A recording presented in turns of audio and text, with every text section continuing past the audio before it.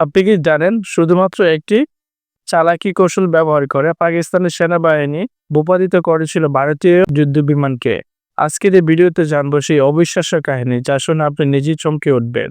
2025 সালে এক উত্তপ্ত বিকেলে ভারতীয় একটি যুদ্ধবিমান পাকিস্তান সীমান্ত বরাবর নজরদারি মিশনে ছিল।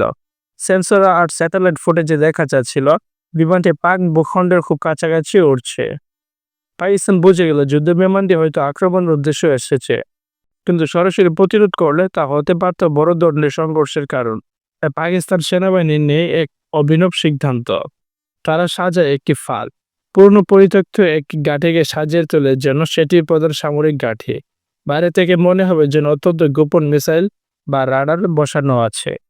ভারতীয় পাইলট সেই ভুয়া ঘাঁটির দিকে নজর দেয়, ভাবে এটাই টার্গেট।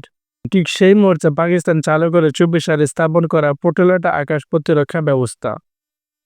একটি নিখুঁত মিসাইল সে ভারতীয় যুদ্ধবিমানকে করে ভূপাতিত। পুরো ঘটনা ঘটেছিল মাত্র কয়েক সেকেন্ড।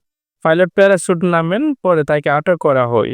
এই ঘটনার পর আন্তর্জাতিক মিডিয়ার আলোড়ন সৃষ্টি হয়। সবাই বলেছে এটা শুধু এক যুদ্ধ নয়, এটা এক প্রতারণামূলক জয়।